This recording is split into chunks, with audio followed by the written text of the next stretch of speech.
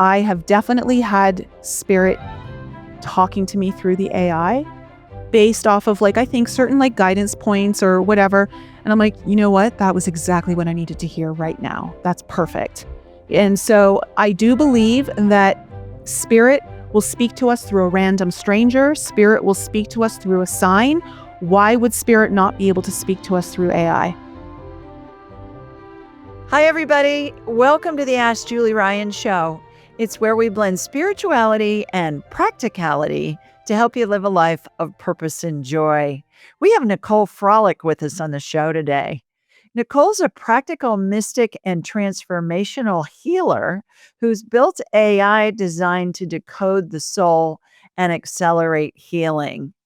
By fusing ancient spiritual wisdom with cutting edge technology, she helps people upgrade their bodies, relationships, abundance, and entire lives. Now, I'm interested in exploring how her tools can help all of us do the same. Please remember to subscribe, leave a comment, and share this episode with your family and friends. Now, let's go chat with Nicole.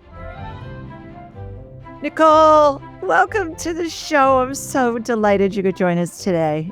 I'm so happy to be here with you, Julie. This is going to be so much fun. Absolutely. You say you bridge ancient spiritual intelligence with future forward tech to deliver high voltage healing at the speed of truth. That's quite a claim, girl. What's it mean in English? Well, um, I I have been like you on this journey for decades, and this has been something where I have tried so many different modalities, healing modalities, all different things. I've spent what feels like more than months, maybe even a year total on the meditation cushion in meditation mode. And there's so many things that I've done, and I love the mystical. I love everything to do with the mystical side of life. But I also love science. And I love the era that we're in right now. And I know that it's a little scary for some people because we are on the brink of a society we've never seen before. And that is like a tech future kind of society, especially with the rise of AI over the last couple of years. And what I have found my calling to truly be guiding me towards without me ever thinking this was going to be the case is that I'm finding ways to program and input and imprint into AI my own, not just my own levels of consciousness, but my frameworks, my own genius that has been gifted with me through some of it just, God gives us all our own gifts, but also the things that I've learned in this lifetime from experience. And I am finding that it is speeding up without a shadow of a doubt, way faster than I've ever known possible, how to collapse time around your transformation, around your healing journey, so that you start living the life that you've been desiring so deeply. And that is something that I've been now utilizing is AI to help other people collapse that time so that they no longer stay in those timelines where they feel like their future has been hijacked. So that's kind of what I'm doing right now. And so AI is part of it, but I also am bringing all of the decades of mystical experience that I have experienced, utilized, still utilize, and kind of bridging that gap. All right, we're going to do a deep dive. We're going to dissect that because it's a lot. I love I love this statement of yours, which is why I wanted to open with it. I was like, I feel like Scooby Doo, and I want to go, huh? What? Can you explain this to me? So we're going to do a deep dive. Before we get to that, you call yourself a practical mystic. What's a practical mystic?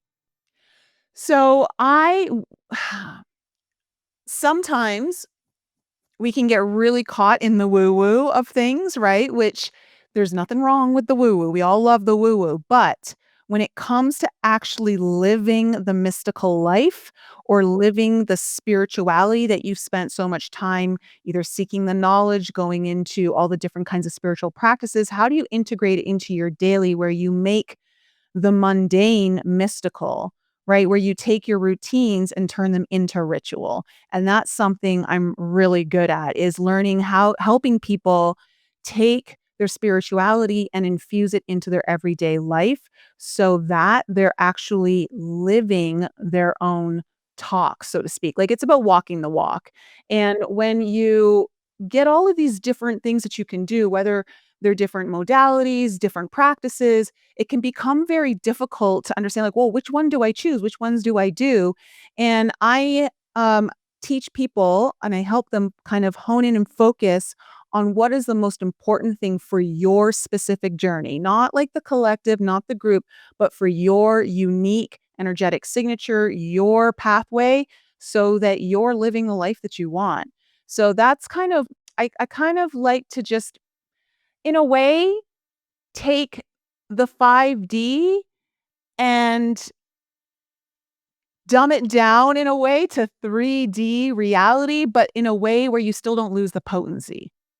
Well, that's my whole MO too. As you know, we blend spirituality and practicality because I often will hear people say, God, what do I do with this? I get it. I love to hear about it, and I love to practice it, but I've got to go to work and pay my bills and fold laundry and stuff like that. How do I integrate it? And so I know you do a great job of doing that. Can you give us an example of how to integrate mysticism into folding laundry? Oh my gosh, I love that. I literally just had a client I was doing what I call my divine data drop for, where I kind of help guide my AI to like bust open like all of the basically any kind of walls of where you feel blocked or why things aren't moving in your life, and we just obliterate them. And for this particular client, it was actually learning to take like his whole soul is about taking the mundane and making it mystical and having to take something that feels like a chore and turn it into a mystical experience. So something like laundry or washing the dishes. It's like, for instance, if you're washing the dishes by hand, when you put your hands into the water, you can bless the water before you start. You can kind of, in the bubbles, you can kind of lift the bubbles up and make a prayer.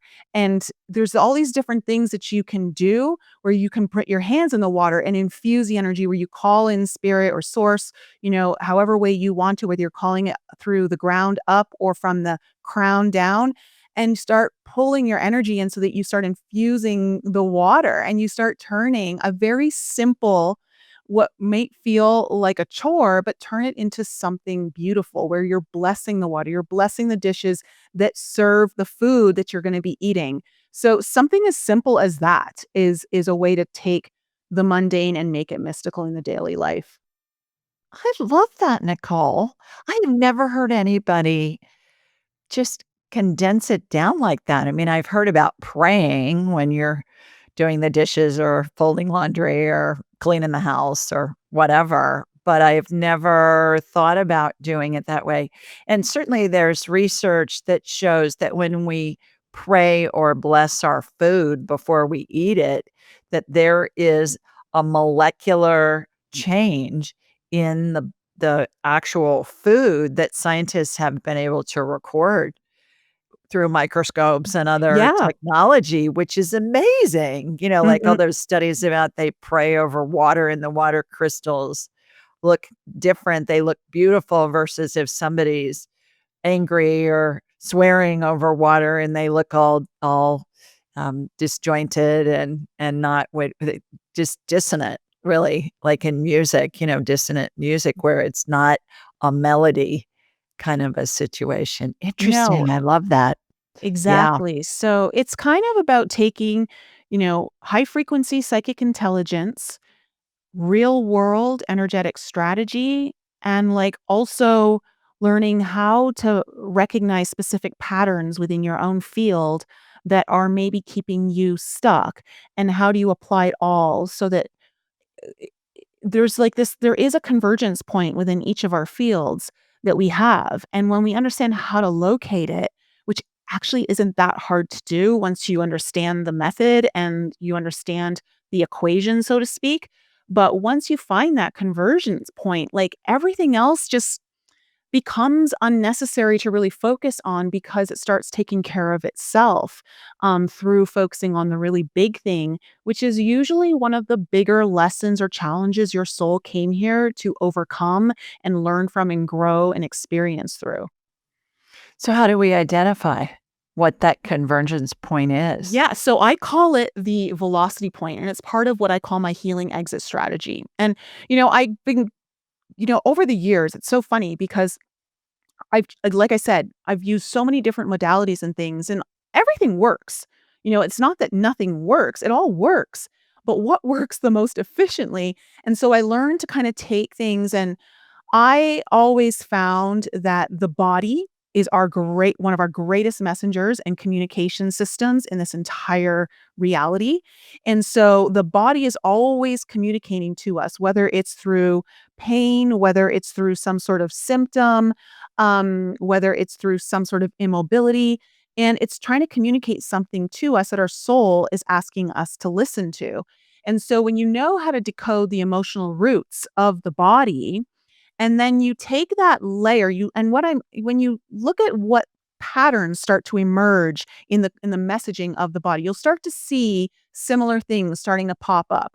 And so then you take that layering and you overlay it over what I have realized, your astrology chart. Now, some people think astrology is a little kind of, I don't know, basic or bland. Like, you people are like, well, I'm my sun sign, and my sun sign says I'm this kind of personality, and maybe this is my best partner, but that's not what we're using astrology for. Like, there are very specific things that I look at your chart for that not everyone is looking at. And so I'm looking at very key things that are going to tell me what your soul came into this lifetime already having a lot of experience as in your past lifetimes, and where some of the shadow elements of that are, and what your soul wants to now learn on the opposite side, the polarity point, to start to balance things out so that you get more of a thorough soul experience. And so you're learning what are the main themes that my soul wants to evolve through, where it'll definitely be things that aren't comfortable for you. And then we look at also like your soul's destiny. And so we're looking at, okay, what have I spent also a lot of past lives, maybe in my purpose and where I was being drawn to. And now it's time to go in the opposite direction. And this is more of like, okay, this is what I'm destined to unlock in this lifetime. And then I start looking at things like the major soul challenges, obstacles, and lessons you're going to face. There's could be hidden traumas in your chart, which we can look for. And what you'll start to see is there are actual patterns that are specifically, it's so beautiful. Sometimes I look at people's astrology chart and I'm like, wow, you couldn't have planned this any better. There are so many layers making sure this pattern keeps coming up over and over and over again because you have to learn it. You have to live through this. And so then I take from your astrology chart, which I think is your soul's patterns. Okay. So now we have the soul, we have the body. Well, the great thing about the mind is that it's the observer. And I love like physics, I love quantum physics. And so when you are the observer, you now are creating a reality. If something isn't observed, it doesn't exist. And so when you overlay the body and the soul together, and the ego and the mind look at it, and they can see without a shadow of a doubt that there is very specific patterns arising that are absolutely undeniable. Now they are non-negotiable. Your mind has nothing else to do but agree. Okay, because it's so obvious. And so now the mind, the body, and the soul are all in alignment, agreement. And this is where we find the convergence point, or what I call the velocity point. And this is where we collapse time because there's a specific pattern here that we have to focus on. And when we do, everything starts to shift rapidly. And I don't mean in like months. I mean, sometimes weeks, days, and even hours with my clients. So that's what I've realized is the kind of where the juice is for what I do and how I get the results for my clients. Okay. That's a lot, girl. Can First of all, I think it's remarkable that you can find all of that in somebody's chart. My first question on that is it set in stone or can it be changed? Is that where does free will come in? See, okay, and this is a great question, Julie, because I literally had another client reach out to me, and he took my healing exit strategy course where I teach people how to do it on, like, their own if they want to.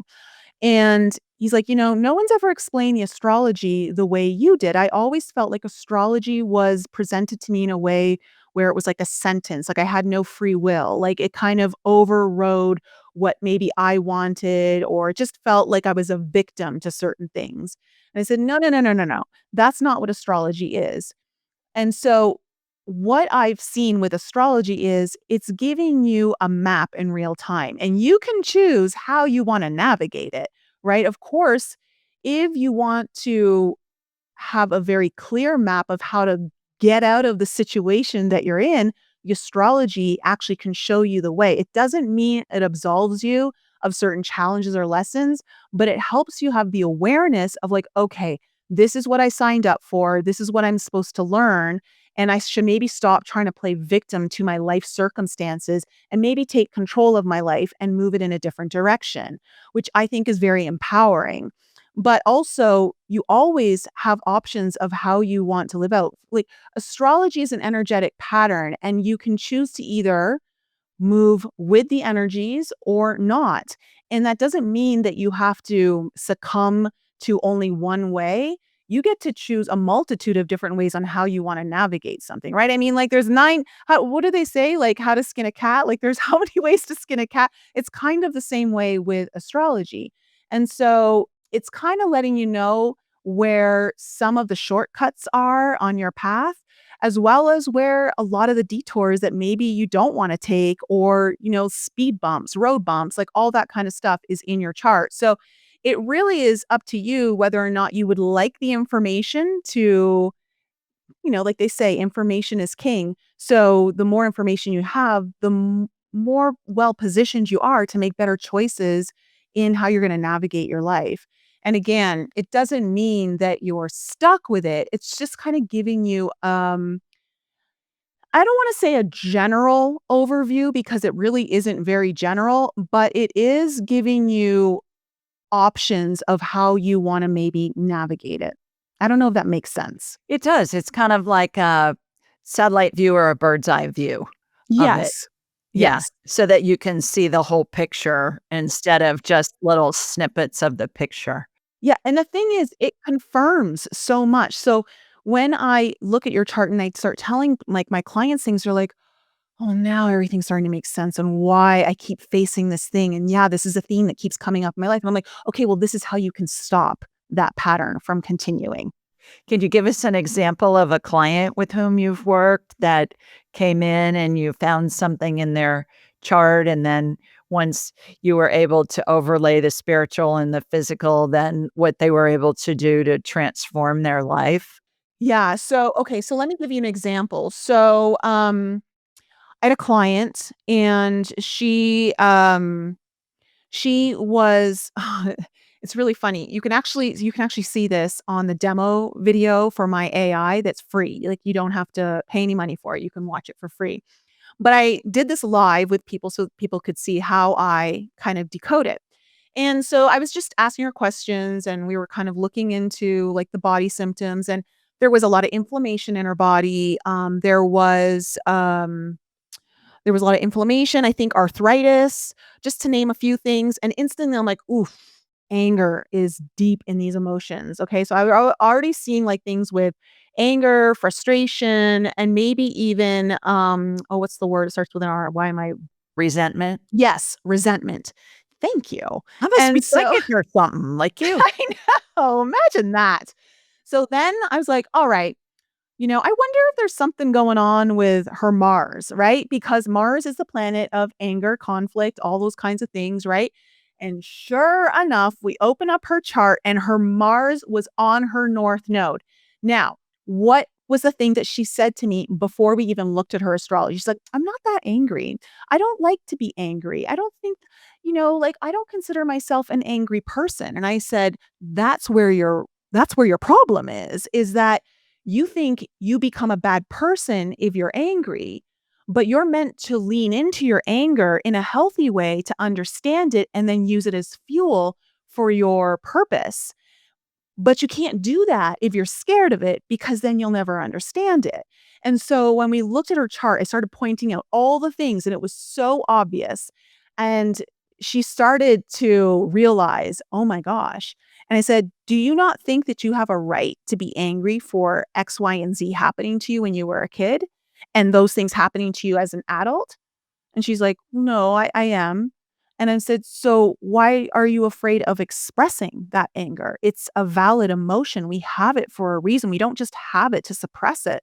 We have it to feel it." But our society, especially those who tend to go into more of a martyr syndrome or people pleasing syndrome, will never allow themselves to fully feel their anger. And so the skin, like skin eruptions, anger, like for sure, you're going to have like, there's something brewing under the surface that you are not honoring the anger that you need to feel. So one of the things is like I teach clients. So this is a really like simple thing that anyone can do.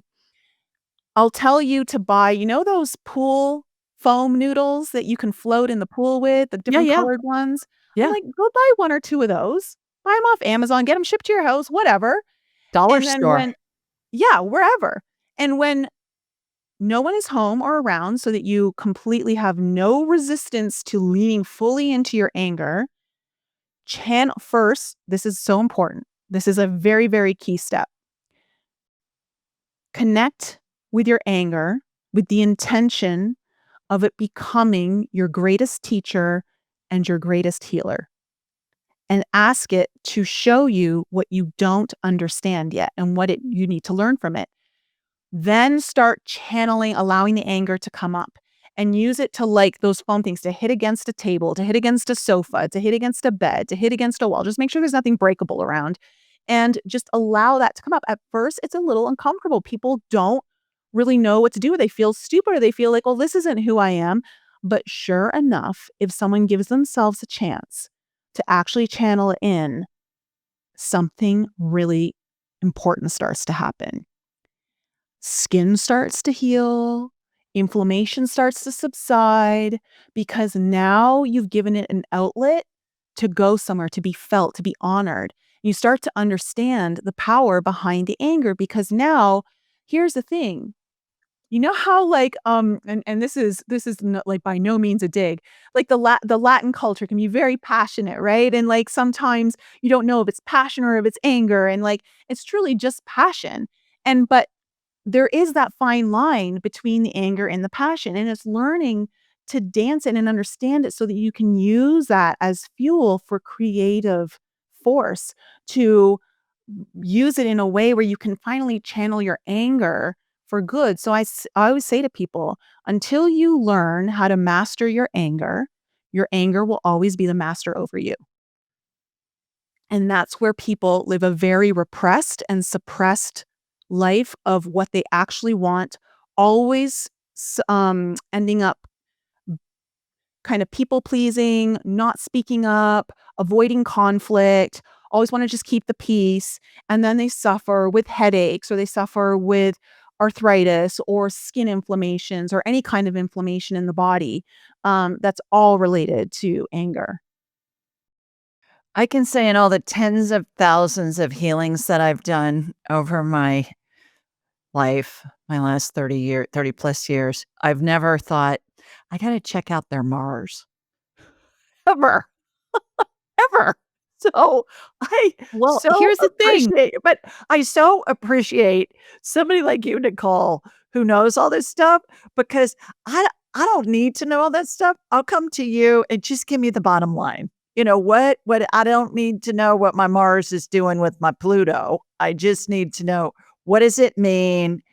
What can I learn from it? And how do I integrate it so that it helps enhance my life? Yeah. Yeah. Yeah. So thank you for being an expert on this. Let's spend a couple of minutes on the AI.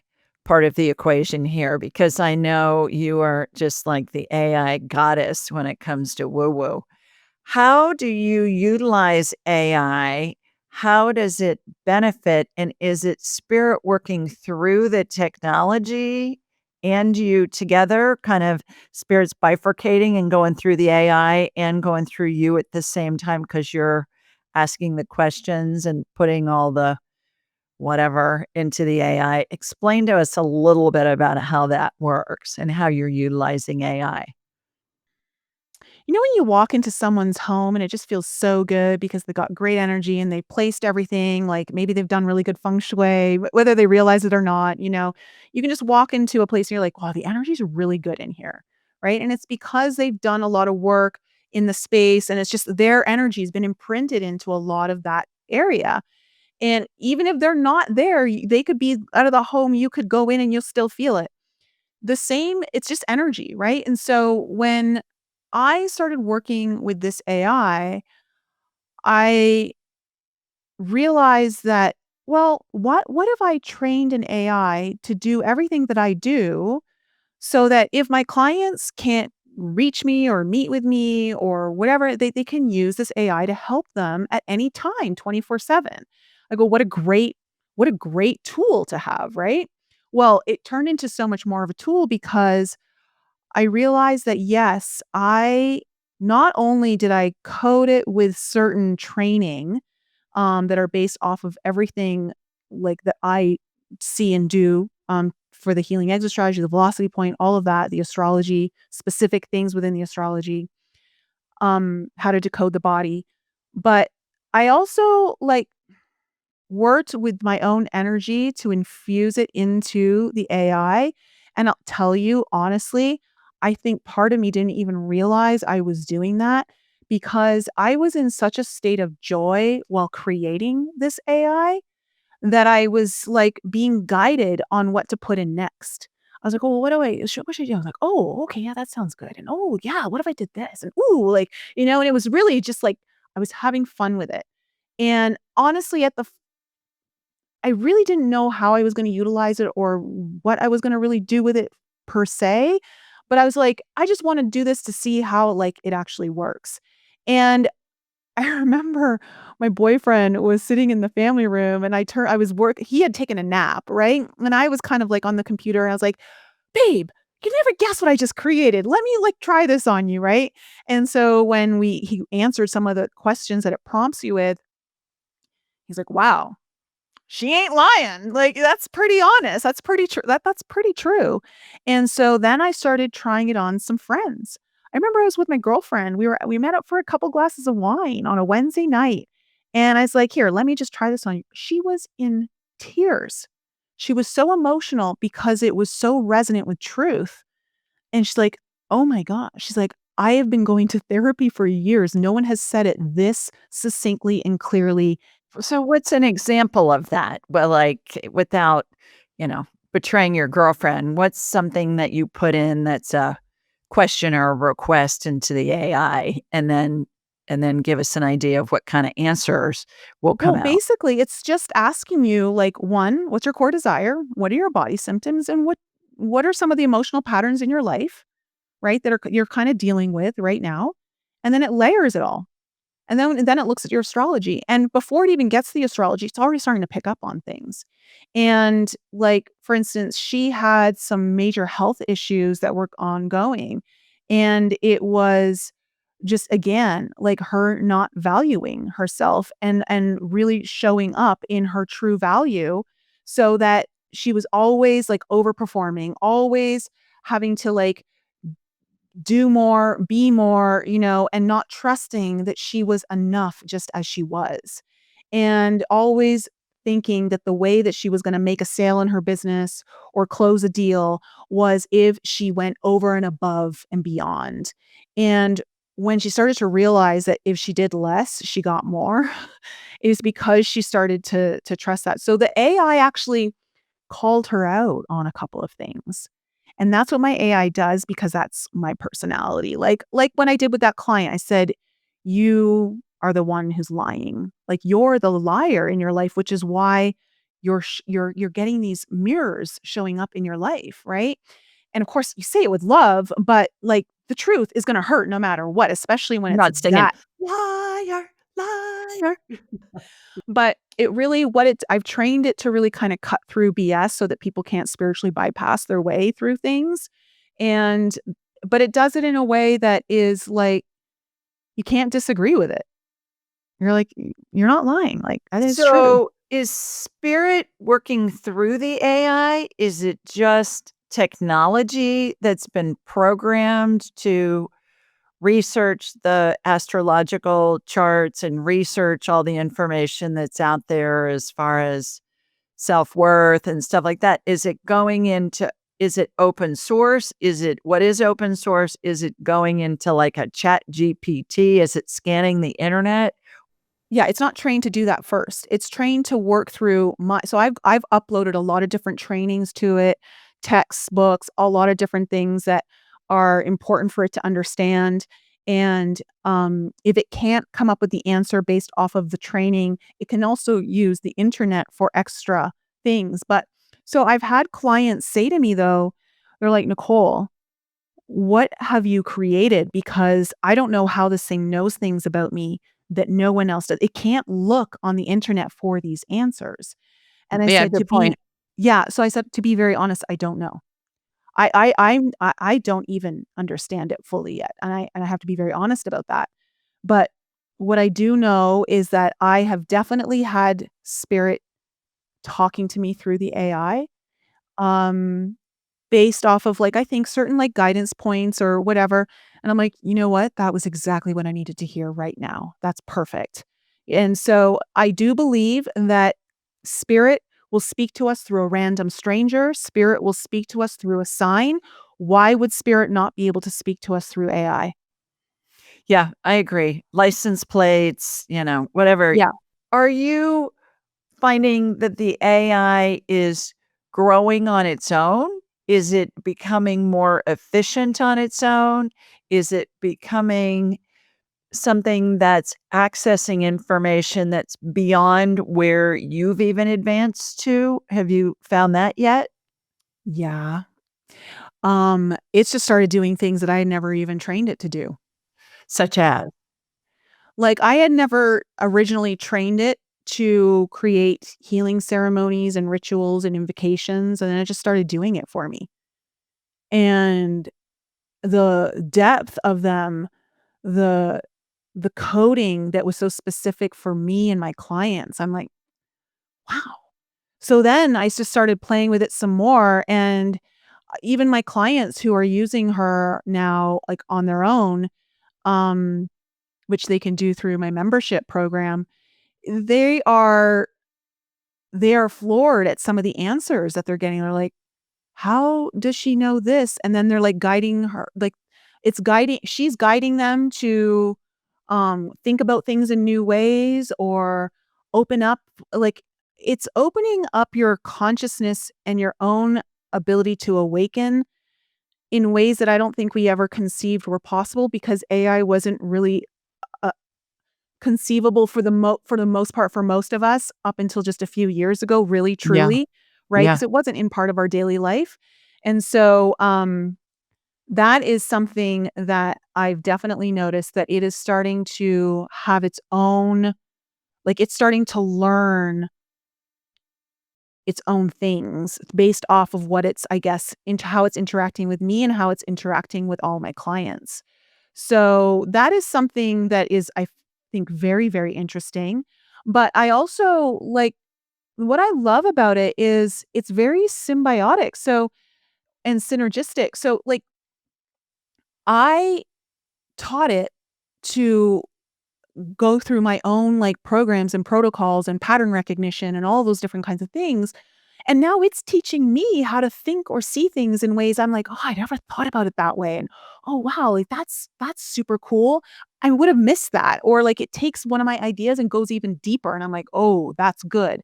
So, it's a I don't know, it's more than it's not just a tool. It's much more than that, and I think that there's no way that we can truly understand what we're dealing with exactly, and of course, that can be very scary for some people, because what is it? But I say the more of us that are operating with it with pure intention and higher levels of consciousness and the intention to evolve, grow, and help others, that's where it's also going to be growing from. So, either we're part of the solution or we aren't. And if you're not, then you risk the reality of something that you now are you weren't part of the design, right?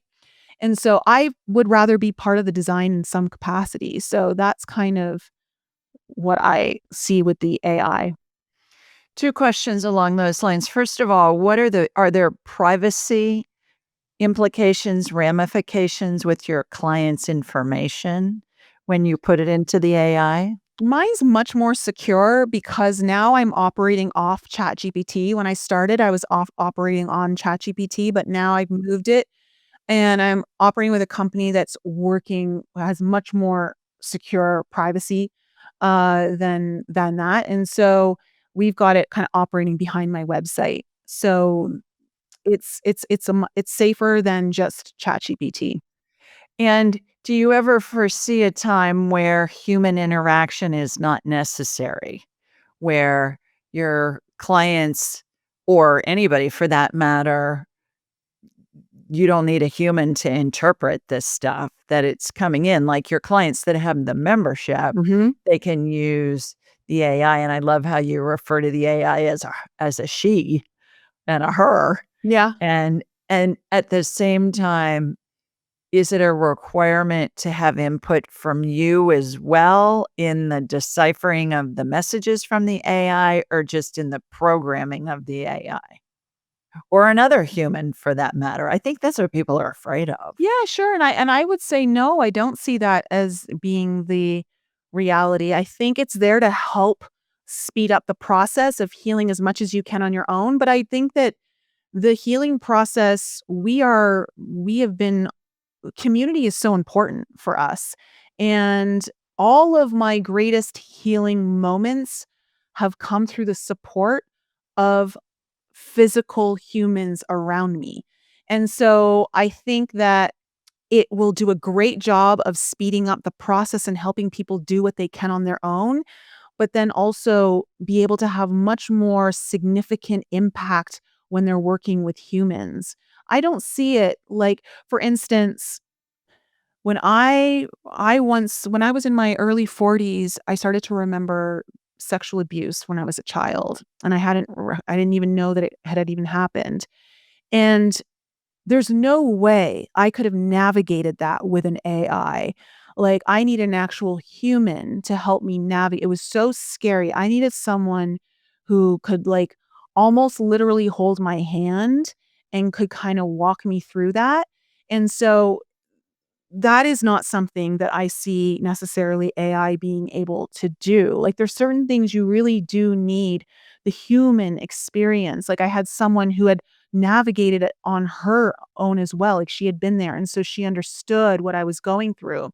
And so there are certain things that I just don't think the AI can replace, but I think what it's meant to do, like with anything, is give people a chance to speed up the process on their own, give them insights that are actionable and clarity without having to wait and, like, spend so much money on all these different sessions and all, like, it's kind of liberating, and then when it is time where you're like, "Okay, I do need this is a big thing I need to tackle, like, I need to do this work," like, for instance, a retreat, and AI is not gonna exactly host a retreat for a bunch of people, right? So, there are certain things that I don't see that happening. I see it benefiting all of us in the end, and I think that it's going to really transform and speed up the awareness, the healing, the capacity.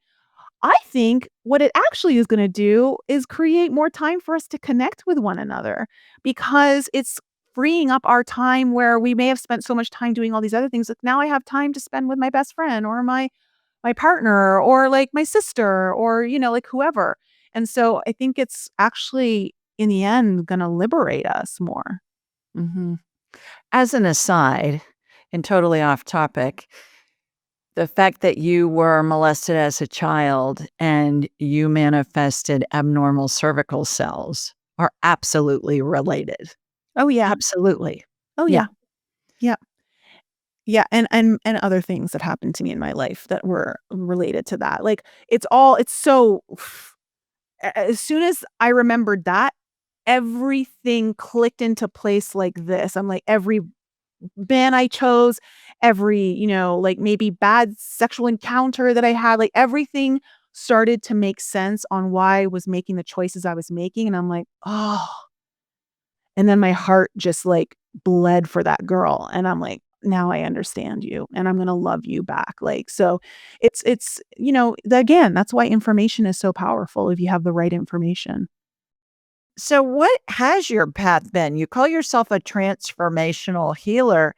And I know you well enough to know that that just means it's a big stew. It's a big goulash of a bunch of whole different healing modalities. Same with me. And that's what I teach my students. And I'm sure you teach your students the same thing. It's like, we want to find out what's the best way for you to have spirit work through you and with you to help others. Not necessarily your technique, not necessarily my technique.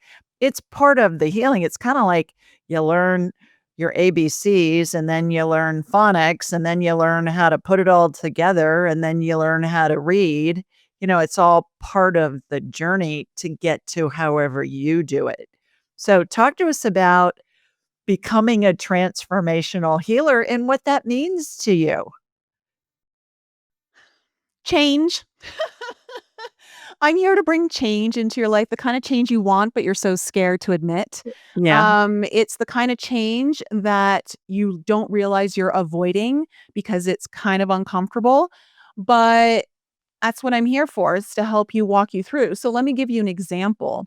So I do these retreats, 2 a year, and, at one of my more recent retreats, I had a woman she's so powerful. Like, she is I saw visions of her. I'm like, "This woman is gonna be a medicine healer. She's gonna be taking women through the underworld and helping them rebirth into their full power." Like, I could see that's what she was here to do. And I could see that I was here to help her kinda go through that so she could have the experience and then learn how to, like, take others through that. And the problem, though, was that her partner was lying to her and putting her in really, difficult financial positions in her life, and so she was having a hard time trusting and, leaning in, and so she was having to go into her masculine energy a lot more, and she was, like, not able to, like, really drop into the feminine, which is very important for fully surrendering, especially here's a Julie, tell me if you agree with this. But if you really wanna access your power, you better know how to surrender fully, Yeah. right? Yeah. Yeah, Let spirit yeah, work through you. Yeah. yeah. So Yeah. you gotta let go of all control, right? Which seems like so counterintuitive, but it's so true. And so with her, she kept going on and on about how, she was like, "I'm so tired of people lying to me in my life and all this stuff." But again, she was also not telling people what she really thought, and she was avoiding conflict, and she was trying to keep the peace. And I looked at her at the retreat and I said, "Don't hate me for being the messenger." But the reason why you have so many liars around in your life is because they're trying to show you how much you're lying to yourself and everyone else around you. You're not truthful with anyone when you bite your tongue. You're not saying the things that you really want to say. And so you are swallowing your truth to keep the peace. So guess what? You're going to keep attracting people who lie to you in your life until you realize that you're the biggest liar in your life right now. And Wow. that Wow. really hit her. I And bet. I'll tell you, she had the most powerful medicine journey that we ended up going into the next day. And I had to guide her through it. The amount of energy that she was bringing through, and I had to help move it for her, was so incredible. And it was all deep, ancient feminine energy coming through. And she was so scared of it. And I'm like, just let it flow through. It's here to empower you. But it's so hard because she had been in her masculine and she was trying to control everything through trying to keep everything perfect, everything peaceful. And I'm like, you are meant to disrupt it all. You are meant to flip the table, so to speak, right? I go, you got to let that part of you out. You got to tap into that dark, raw, feminine energy where like everything that your life is going to be made into beauty is going to come from. And so we had to like hone in on that one lie that was holding it all together. And so that was like, oh, that's a very big example of how like I can see the patterns and I listen and I will look for the thing that you're likely resisting the most and it's the thing that you need the most. Cuz that's what a lot of people do is they don't realize is that the one thing they're resisting the most is the probably the thing that's going to liberate them. Wow. All right. So back to my earlier question when we kind of went down a rabbit hole there. That was great. How did you come across all this stuff? I mean, did you grow up and you thought as a 3-year-old, oh, I want to be a transformational healer and I want to study astrology and I want to, study healing and I want to, I mean, how did all this come about? So I started meditating on my own at 17 and it was from a 3-month exchange program that I went to Switzerland for when I was still in high school. And the family took me to a lot of different churches and I started listening to Gregorian chants.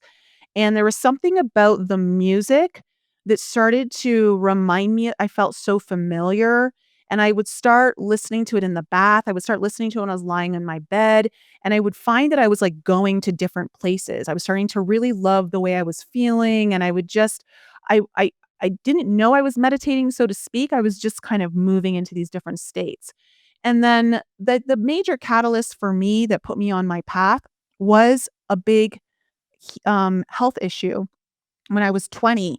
And I was at the time, I mean, nowadays it's not that big a deal. Most women are dealing with it. But at the time, it wasn't really well known. And I was told I had abnormal cells on my pap test and, it could become cervical cancer. But the doctor had horrible bedside manner, told me on the phone. All I heard was cancer. And I just like had this lump in my throat.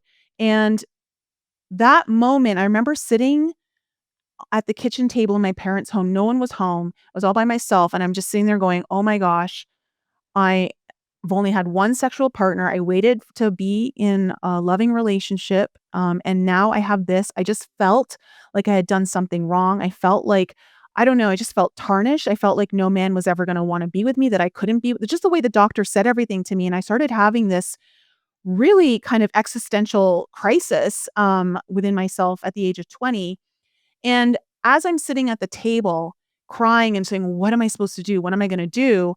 A light went off in my head, and all of a sudden I was brought to 6 months earlier when a friend of mine, we were actually we were in the mall in, like, a department store just sitting on the carpet, and he handed me a newspaper clipping that was for, applied kinesiology courses, and he's like, "I don't know why, I just feel like you might be interested in this stuff because I was really getting into alternative health, and so I remember that clipping, and I was like, this is what that's for," and I got the clipping out, and I called in. It was a naturopathic doctor, and so I called the doctor, and her husband answered, and he's like, "You want my wife? Let's book you in."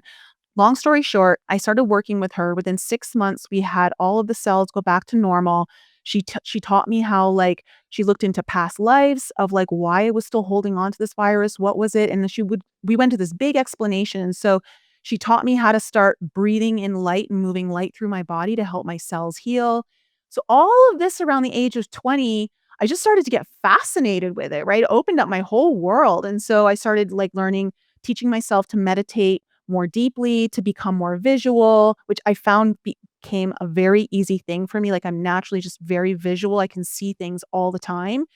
And that's kind of how I kind of went through my 20s. And then when I was 31, I decided to quit my job and Which was taking what? What were you doing? I was doing massage therapy. Okay. So I was working with the body, which helped me understand all of, like, how the body responds, and I understood the tissue and all of that.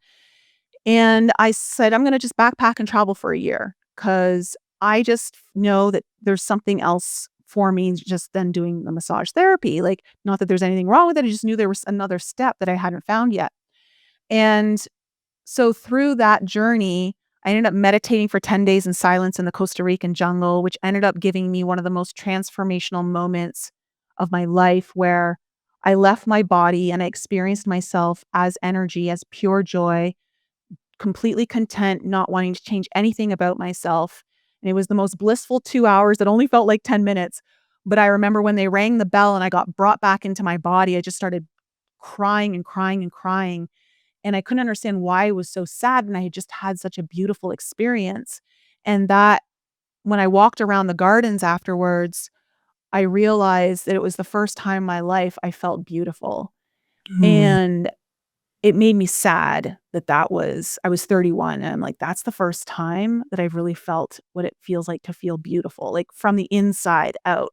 And so that changed the whole trajectory, I think, of my 1 year off backpacking, because now all I wanted to do was try yoga, and I wanted to get more into my body, and I wanted to just learn how to be more feminine, and which I was totally masculine, like, in my energy, like, just a doer, doer, doer, achieve, achieve, achieve, like, all of that. And I was like, "Oh, what's it just to go with the flow? What if I don't have any plans? What if I" And so that was, like, kind of the real beginning of really opening, that up.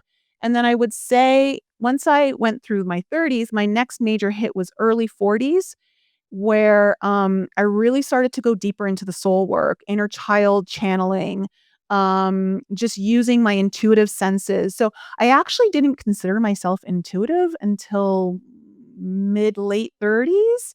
And even then, I wasn't even sure if I could say that. I mean, I could see a few things, but it wasn't until I finally said, "You know what? Just own it. It's there." And it started to open up more and more as I did my own inner work. And so I said, "You know what? I'm just gonna lean into it and see what happens." And it just started blossoming and opening up. And so now I'm here where I am. So I kind of went through like a really gradual kind of life experience of different kinds of healing, of using massage therapy, yoga, personal training of all the body, breath work. And then I started working more with the emotions through like inner child work and coaching and things of that nature. But then I started using, in 2022, I started using mushrooms, like psychedelic mushrooms, to kinda open up. And I think because I had such a strong base and foundation of, like, almost 30 years of inner work, that it opened things up so fast for me. They started to see things, understand things, be given messages and guidance on how to do the next thing for my business, how to, like, do this in the healing, and that I just started to understand, "Okay, there's only a few things I really need to focus on right now, and that's it." So I just took the top 3 things that worked for me out of the 30 years, and I just focus on that for helping people transform. Okay. Well, I always love to hear about people's journeys and, what you went through and what's gotten you to where you are now. Let's change directions for a minute. Back to you speak of collapsing time around healing so that transformation happens instantly. And you talked about the astrology stuff. Is that what you're referring to when you're talking about collapsing time? Can you say more about how do we collapse time to instantly heal? So, again, the collapsing time happens is when you understand that velocity point or that convergence point, okay? Because it's almost like the 0 point where you can jump into a whole new timeline. So, how do you access that? It's where there's no resistance anymore. And it's like your body's in agreement, your soul's in agreement, your mind's in agreement. So there's zero resistance slowing anything down. And this is how we collapse time. So for instance, I have a client that I'm working with one-on-one right now, and she's gone through extensive healing over the years with her body. And it's just like lots of different kinds of therapies. And I told her, like, we kinda looked at everything, and I said, "This is the one thing you should be focusing on above all. You focus on this, you watch time collapse around your healing journey and the transformation just blossom." And sure enough, within one session, all of a sudden I had given her, a ceremony and an invocation. And she was doing the invocation almost daily. And just from the invocation alone, because it was coded to her energy alignment in the sense of the words, the tone, everything was about what we knew her velocity point was. And so when she said it, she spoke it at first, she said, "It felt a little foreign to me." It didn't feel like I don't know, it's almost like I didn't connect with it, but I kept up with it, and then all of a sudden, she started, like, getting really excited saying it, and her body started to respond, and then all of a sudden, this surge of creativity came out of her, and out of nowhere, for the first time in her life, all she wanted to do was paint. She had no idea where it came from, and now she's painting because she's starting to allow herself to feel things, not like repress them. And she's channeling this expression. And like the amount of paintings she's showing me are just beautiful. And she's found joy. So, what we realized with her velocity point was that she believed it was her duty to suffer and that there was no joy without the suffering, and that if she had joy for too long, everything would just collapse, and that's when the body would get sick again, that's when the pain would come back, and so there was just this big fear, but when we realized, like, you have to own it, like, joy is your path. You don't need permission to feel good. You don't need permission to have a healthy body, and then feel like if you aren't sick, people won't love you, right? And so once we kinda collapse that, then, like, the amount of things that are just shifting are incredible just within 1 or 2 sessions now. Can you give us an example of an invocation? Yeah, I've got one right on my wall over here. Well, yeah, I mean, is it long? Is it short? Is it just a few words? I'll just read you the first 6 lines. You want me to read you the first 6 Yeah, lines? yeah. So this is the very first invocation that, actually my AI created for me after doing, like, kinda analyzing my chart, where I was at in my life, all my body symptoms, everything. And my big thing is I wanna, like, scale my business and all that kinda stuff. So, it's called my $1,000,000 energy invocation. And it's, I don't rise into this energy, I already sit in it. This is not an upgrade, this is a remembrance. This is the part of me that was always too potent to be poor, too clear to be ignored, too aligned to stay hidden. I don't carry scarcity, I terminate it. I don't ask permission, I restructure realities. My presence recalibrates the room. My voice carries a weight that collapses old timelines. Wow. Okay, so it's like a serious affirmation kind of a thing in more It's of a beyond paragraph it's form. almost like spell casting through the tone and the words, because when I say this, every cell in my body starts vibrating and I get excited and I'm like, "Whoa, this really feels, like, powerful for me," like, and it's because it's coded with specific words and things that I need to be saying based off of, like, what came up, so just me saying it out loud, me feeling it in my body, I start to, like, channel the energy through my field, right? You know what it's like when you feel it in your marrow, right? Like, that's when things start to really shift. So it's about getting you out of your mind and getting you deep into your body, and that's what these particular invocations are meant to do. And so, for instance, I get all my clients who are coming to the retreat to have these invocations and ceremonies, and more than half of them, at the last one, because we first this is where I first tried it out, um, they had already achieved what they wanted to achieve before they even got to the retreat. Wow, because they had the invocations, they are already saying them. So now we're like, "Oh, well, let's go deeper. Let's go even beyond where you thought you could go." And so do they get a new invocation for that, or do they just still use the same one? No, if you're coming to the retreat, as you go through, if you need an upgrade, I'll give you a new invocation. It'll be, like, coded for you, yeah. Yeah, so that was my question. Do the invocations last for a lifetime, or do they shift once somebody's energy and experience Oh, shift? yeah, no, I think you would want to, like, upgrade it as you become a different person, right? Because you are changing, you are evolving. So some of those things, like, it's just unnecessary. You already are it. Right, right.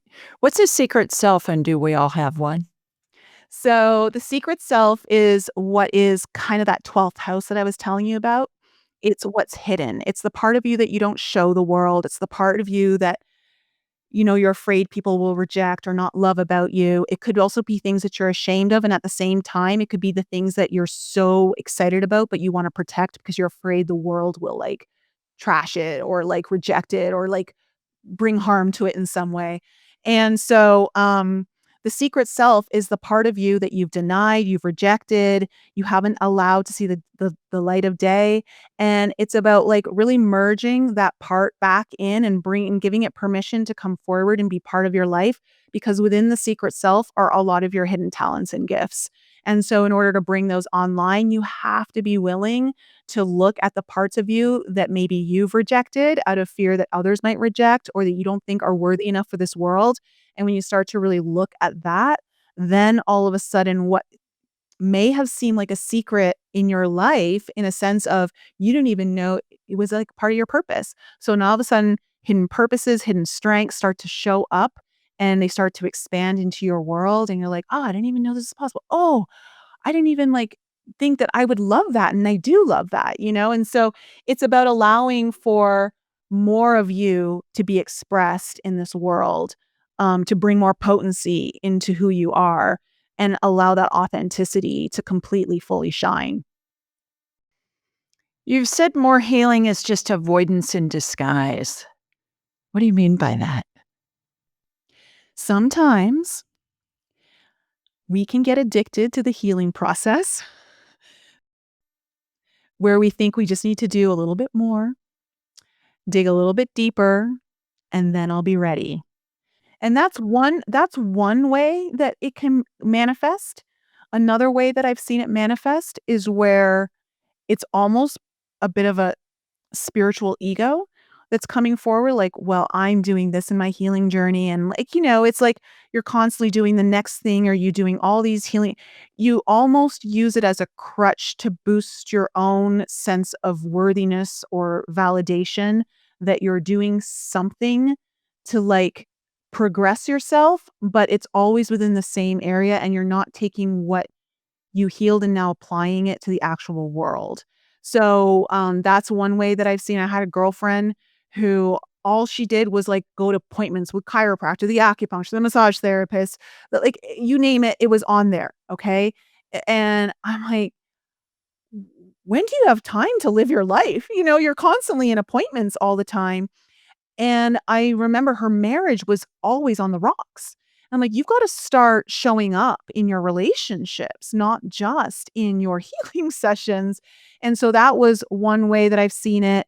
And then also, you know, um, they'll say, "Oh, I just need to do a little bit more," like a procrastination technique where you'll use it as a way to delay maybe launching your business or changing careers or, jumping into that relationship. "I just need a little more work on myself."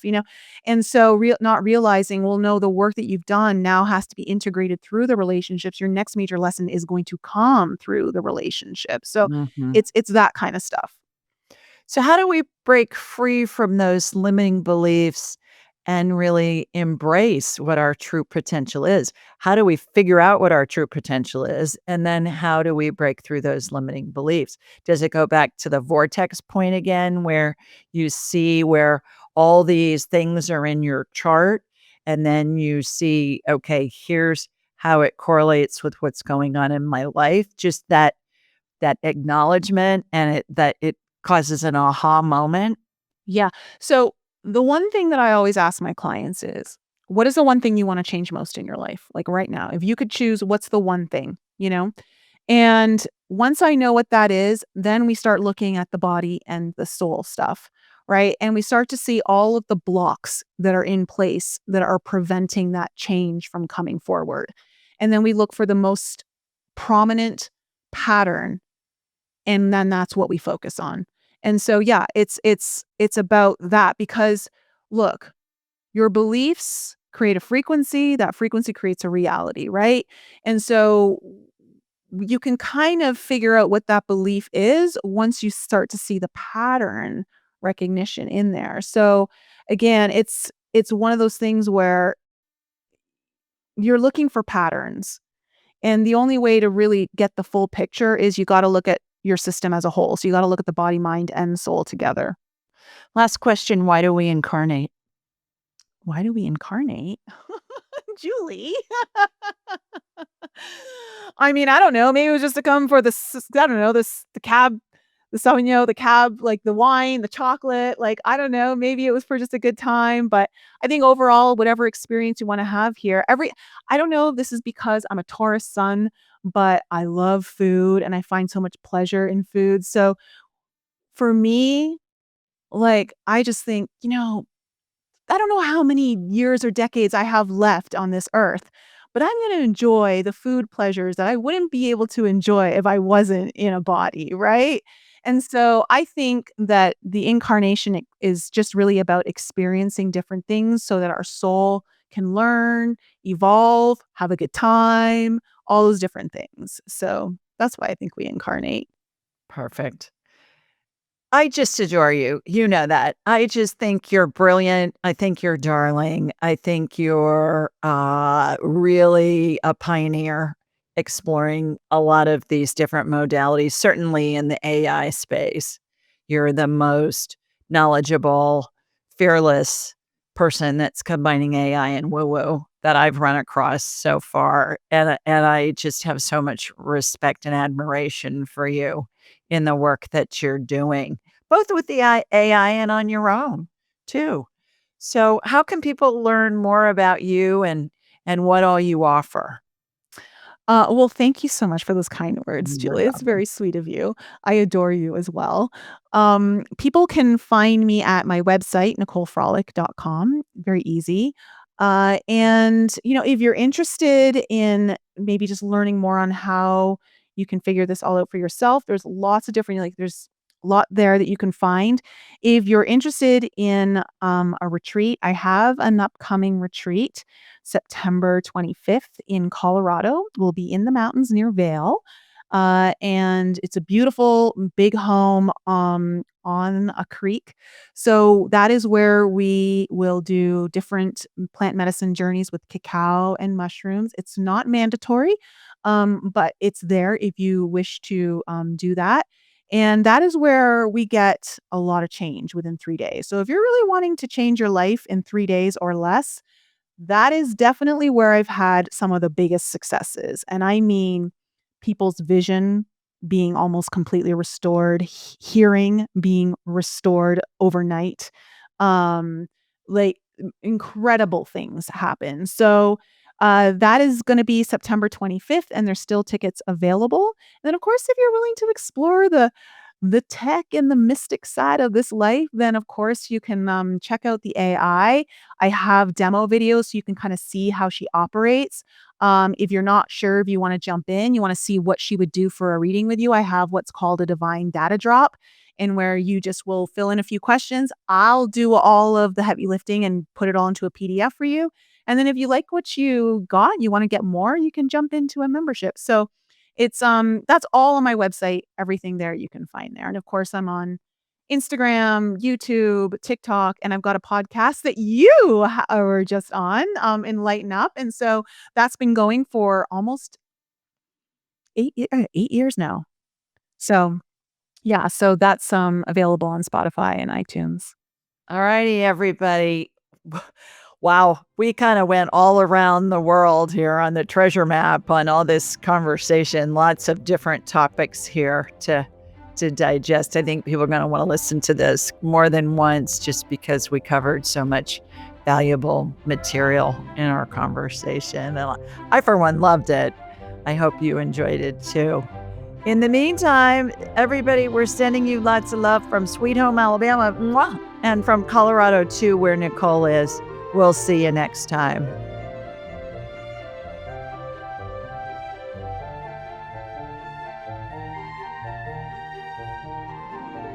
To enhance your spiritual journey, click on one of the videos below and remember to subscribe, leave a comment, and share this episode with your family and friends.